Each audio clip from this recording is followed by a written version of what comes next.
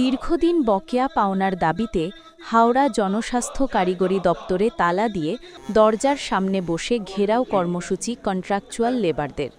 জল জীবন মিশনের কাজ করেও দীর্ঘ ১৮ মাস ধরে প্রাপ্য টাকা না পাওয়ায় আজ হাওড়া রাজ্য সরকারের জনস্বাস্থ্য কারিগরি দপ্তরে অবস্থান বিক্ষোভ কর্মসূচি।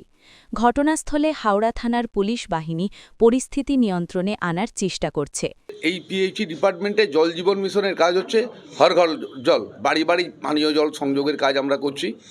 তার সাথে সাথে ইলেকশানে যে প্যারামিলিটারিদের সার্ভিস দিতে হয়, খরা হলে পরে তাতে আমাদের তাৎক্ষণিকভাবে জল সাপ্লাই করতে হয়, বন্যা হলে পরে সেই বন্যার তো লোকেদের কাছে আমাদের খাবার জল পৌঁছে দিতে হয়।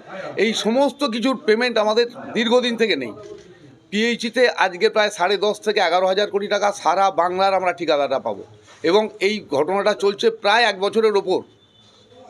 এই জায়গায় আমরা অসহনীয় হয়ে গেছি। আমাদের তো রোজগার বন্ধ, এমনি আমাদের যে ব্যাংকের ইন্টারেস্ট, ব্যাংক ইনভেস্টমেন্ট করিয়েছি, বহু ছেলে মেয়ের গয়না বাধা দিয়ে কাজ করেছি, মহাজনের টাকা, সমস্ত কিছু মিলে আমরা ব্যাপক একটা দায়গ্রস্ত, দেনাগ্রস্ত। আমাদের আজ পর্যন্ত এই গত 10-12 মাসে আমাদের প্রায় 16 জন বন্ধু ঠিকাদারকে আমরা হারিয়েছি। কেউ সুইসাইড করেছে, কেউ অর্থের অভাবে চিকিৎসা করাতে পারেনি, কেউ আর্থিক চাপেতে স্ট্রোক হয়ে মারা গেছে। এই দৈনন্দিন বলুন, আজকে আমাদের কর্মসূচি আমরা এখানে অবরোধ করব। যিনি আমাদের অর্ডার দিয়েছেন, পেমেন্ট দেবেন কমিটমেন্ট ছিল, তিনি পেমেন্ট দিতে পারছেন না। আমরা তার অফিসটা একদিনের জন্য অবরোধ করছি। News prime Times.